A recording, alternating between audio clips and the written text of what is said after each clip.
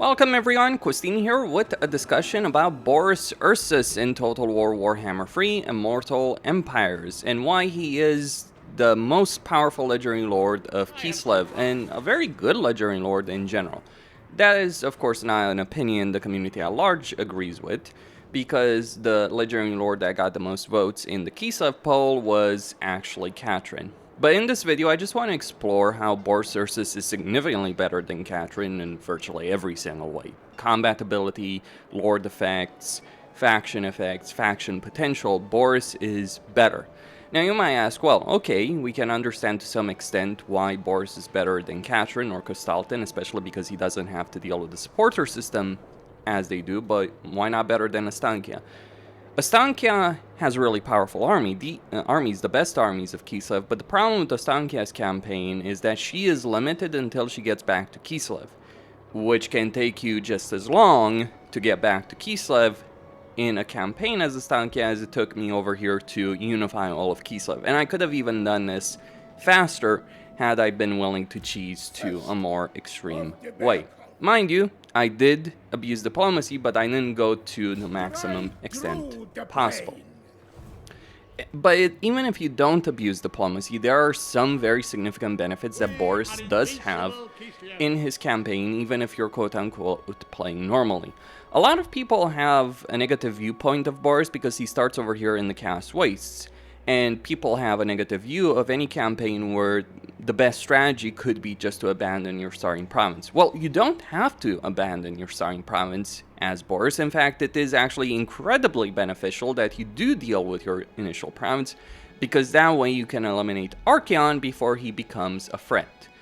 Suffice to say, Archaon early game is much easier to deal with than Archaon that builds up. That is one advantage that he does have inherently versus Katrin and Kostaltin, in that, and even Astankia, in that you can deal with one of your campaign objectives, which is eliminating Archaon, far faster and far easier as Boris Ursus, because you can strike very hard and very fast against them, and your starting army of Tsar Guard, Bear Riders, Armored Kossars is more than capable of dealing with Archaon if you just fill it up with regular Kossars. It is a fight you can win. It's not really a brutal fight. I've done it multiple times. It's not challenging. So that alone is an advantage. Starting closer to your opponent, your principal opponent, means that you can eliminate that opponent faster, which makes it so that overall you gain faction power because you're not having to devote resources later on in your campaign to deal with the exact same foe.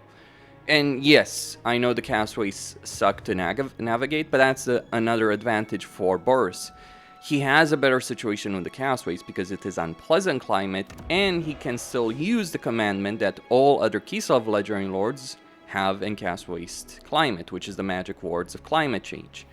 Of course, if you just leave things as they normally are, you will lose in terms of construction cost, casualty replenishment, construction time, but you'll gain in terms of devotion. So you'll be gaining more devotion than all the other legendary lords of Kislev that have to deal with it, so Katrin and Kostaltin. That's one significant advantage. But before I talk about more specifics about Boris Ursus, let's consider a Kislev campaign. There are many things you can abuse in a Kislev campaign, even if you're not cheesing settlement trading to a significant extent. I've done a video on that, multiple videos on that. I will link one of those in at the end of this one. But even if you're not taking advantage of that, Kislev has a couple of advantages.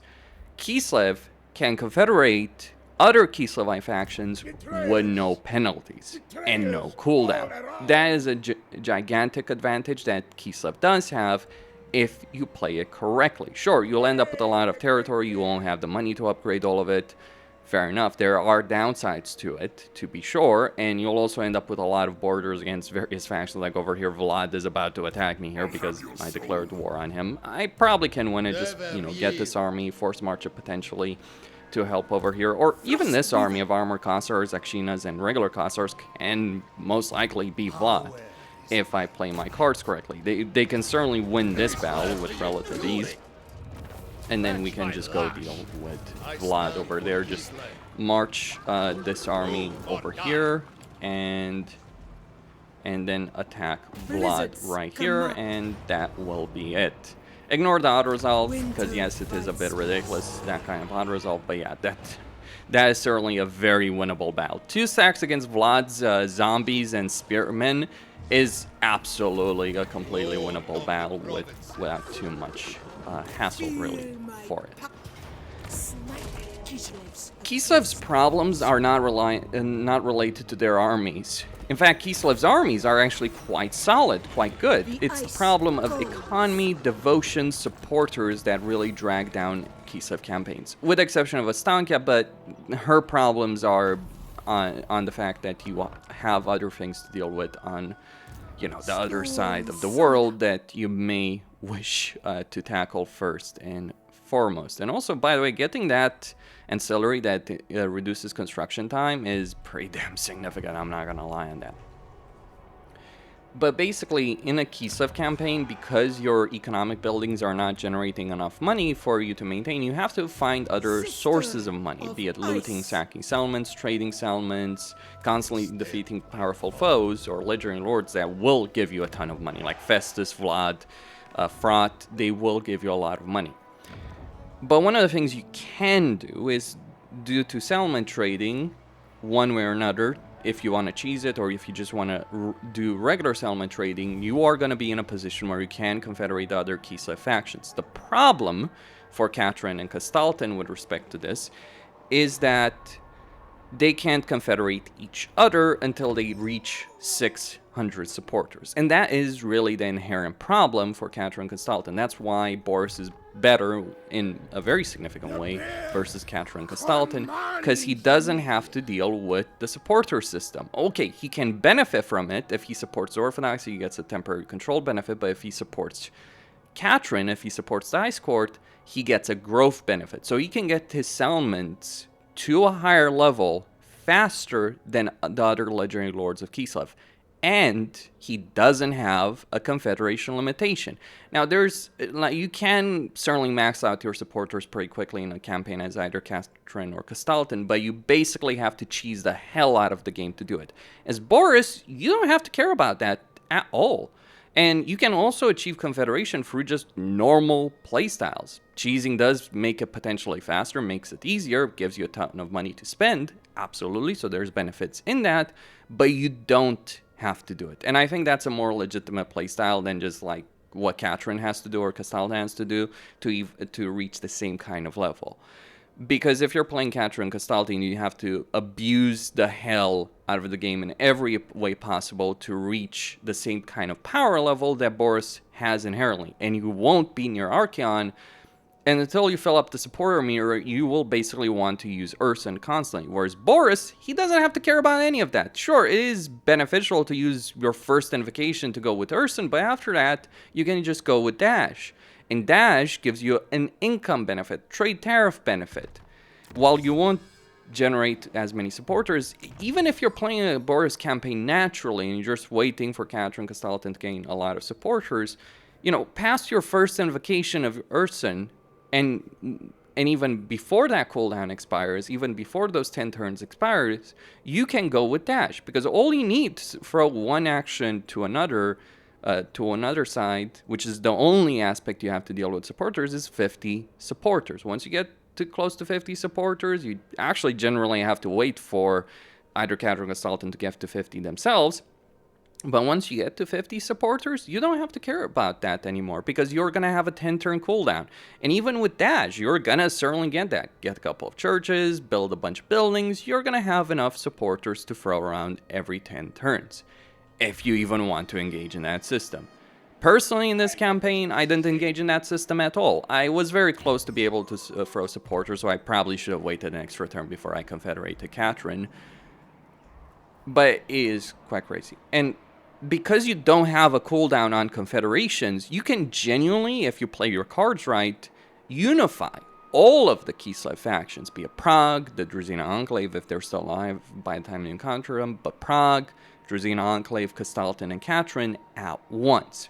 Or you can confederate at least some of them on the same freaking turn.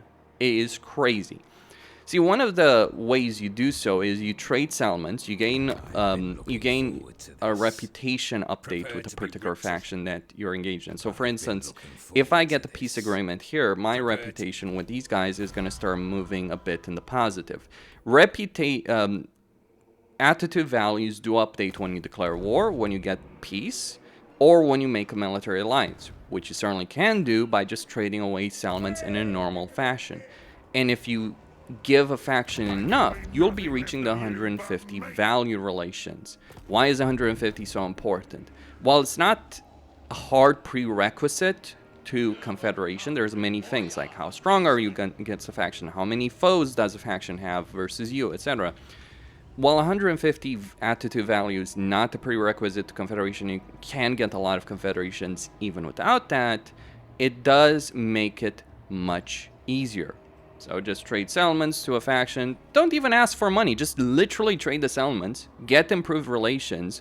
This is very easily doable with Prague. This is easily doable with the Druzina Enclave. This is easily doable with Katrin, because all three of those will like you. Castalton will hate you for all of that, by the way, because he doesn't like the Druzina Enclave or the Ice Court.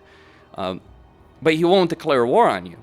And if he does, you'll just beat the shit out of him. He won't declare war on you because there's a penalty of 100 devotion when Kislev factions declare war on you, and the AI is scripted in such a way to not incur those kind of penalties. So very rarely will Kislev factions declare war on each other because of that penalty that Creative Assembly added. It does happen, especially Katrin declaring war on Prague, but is the exception rather than the rule. So you're going to be fairly safe diplomatically against Kislev factions, really just Castalton, essentially, that might hate you for one reason or another. Katrin will like you because you have a diplomacy benefit with her of plus 30 as a faction effect. So it ends up giving you an enormous level of power, and you can genuinely and very easily get 2 of Kislev cities. While Erengrad has significant benefits and you will struggle to get it, Prague has the Citadel of Prague, which is a gigantic benefit because it does give you that global recruitment benefit. And also you get, the Griffin Legion, you get the Patriarch benefit, you're on Lord Recruit rank. Kislev itself is not quite as beneficial, though you can get Ice Guard relatively earlier, and you can get those Tsar Guard, though you can get these guys from a regular settlement anyway. But yeah, it's just basically an Ice Guard building benefit that you can get at tier 4. But speaking about getting settlements to a higher level, this is another part where Boris Ursus does benefit significantly, because he has a construction time of -1 turn for all provincial capital and settlement buildings. So every time you're upgrading a settlement building, you're going to do it 1 turn faster than all the other Kislev factions in the game, because you do have that particular benefit. This is also made better through another benefit that he does have through his Lord skill line. He has Resettler. So once you get Boris Ursus to a decent enough level, and it's fairly early on, you get plus 10 growth in all provinces and no colonization cost. And look at that. Both Frozen Landing and Yetkich start as ruined settlements. So one of the things you do with Boris when you're playing him is you take him on the road over here to beat the crap out of Archeon, but in the meantime, once you get that skill, you send a Lord over here to take both the Frozen Landing and Yetkich, which you can resettle for free. You get more supporters from that. By the way, those 5 supporters, if you're still invoking Ursun at that point, you rebuild those, you'll rebuild them faster than all other factions, and then you sell them to Prague, you confederate Prague very easily. And then very easily after that, you sell all that territory to Katrin, get good relations, get her involved in a bunch of wars, take all her money, and she will be easily confederated as well. That is a significant level of power.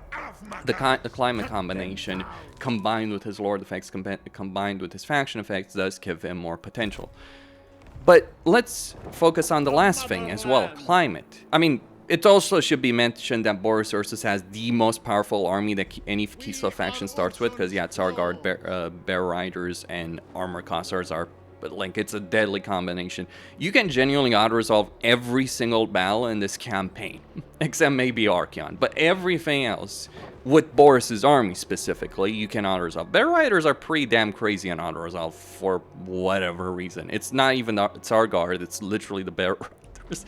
There's people posting crazy, insane videos where they like auto-resolve entire stacks with just 2 Bear Riders. Yeah, that's a bit crazy. I don't know why. Mass, unimodels, value, I have no freaking clue. Armor, possibly? I really don't know. But here's the last insignificant benefit. Astankia has it as well, but again, Astankia's downside is she starts far away from Kislev, and yeah, you benefit immensely. Climate. See, you have Frozen and Mountain, which is Intemperate, which is something all the others have, including Catra and Castalton, but you also have Wasteland. And what that really means, and this is the real kicker, what that means is you can take not just the entire empire, not just the entirety of Norska. Not only do you have a better situation with the chaotic wasteland because it's only unpleasant as opposed to uninhabitable, but not only can you take the entire freaking empire, the entirety of the mountains, but you can also take the entirety of the Badlands and the entirety of the Darklands, including Zarnagrund. And remember, Boris has a really freaking powerful army. It's a hilarious campaign when you're playing this because you beat up the Chaos Dwarves, you meet Grimgor, you ally Grimgor, I'm not shitting on this, and you suddenly end up with a biblical level of power because you've allied freaking Grimgor. Beyond everything else, beyond the fact that you have the capability of defeating everyone that stands in your path with Boris's army, and even others, because you're going to gain so much power, you're going to be able to use your secondary, tertiary armies to defeat threats like Azag, Frot, etc., which is what I did in this campaign, Azazel. Some of those are harder than others. I lost some Akshina, 1 unit of Akshina here over Azazel. Seduction sucks. Sometimes you can't choose to avoid seduction, just leaving it there. But, you get a lot of money because of the threats you're fighting with. Because remember, legendary lords give you a lot of money. You have a better climate situation than any other Kislev lord, with exception of Stankia, who also has wasteland. But again, she's screwed over because of her start position. And even if she literally started in Kislev, she wouldn't be as strong as Boris because she has army buffs, but you don't need those army buffs. They're kind of redundant. That's the thing. Whereas with Boris, the economy buff that he gets, the growth buff that he gets, the resettle rune settlements that he gets, so on and so forth, that is actually more power than Ostankia has in her campaign. Basically, you'll maintain a lot more armies and higher settlements than Ostankia could ever dream of in this campaign. And seriously, taking freaking Zarnagrund, consider what's going to happen in this campaign. What do you think is going to happen? I've defeated Astrogoth's principal army. I'm just going to take his province. And then I'm just going to march Catherine and Boris against Zarnagrund. Doesn't matter what armies they have. That is a fight I am going to win. Simple as that. And then once I do that, it's time to ally Grimgor and paint the entire map blue over here. Seriously, it's insane. I can take the vast majority of Cathay as well, with the exception of the jungle. It is insanity, really. You have a lot of the map that's available to you. You have so many possibilities. And this is the final point that I wish to make. What's great about this campaign isn't the power level. It's the flexibility of this campaign. It's not having the supporter system as a rope around your neck. It's being able to go in many different directions, maybe even simultaneously with Kislev. Now, there's still issues. The construction costs versus the amount of money you gain is still a significant problem in a Kislev campaign. Thankfully, there is a way of dealing with that. I switch lords, train them in Realms of Chaos, recruit them in Immortal Empires, minus 20% construction cost. This stacks, I believe. Voila, no money problems whatsoever. It is certainly saying something about Kislev that, yes, cheesing the hell out of this particular situation is the best way to play. But if cheesing is necessary in any Kislev campaign, and make no mistake, it is, but if cheesing is the norm for Kislev campaigns, then you can't go wrong going with Boris Ursus in any way, shape, or form. And that's all I had to say on this subject. Costine here signing out. I know that unlocking him makes him annoying. Like, it's fairly easy. I'll link a guide on how to do it. I did it a while ago, so it might not necessarily apply exactly to how the game is, but you can unlock him on easy difficulty in Realms of Chaos, and then have him for Immortal Empires. Highly recommend playing this campaign. I know quite a few people will say it's not a great campaign, but just like... I've played this campaign a lot, and I understand why it's unappealing. Like, I remember when Immortal Empires came out, that I found his starting position so unappealing. But once you figure how to deal with that, and you can, it's a complete freaking steamroll that is virtually unstoppable. Yes, Boris is unstoppable. He genuinely is. Costine, signing out.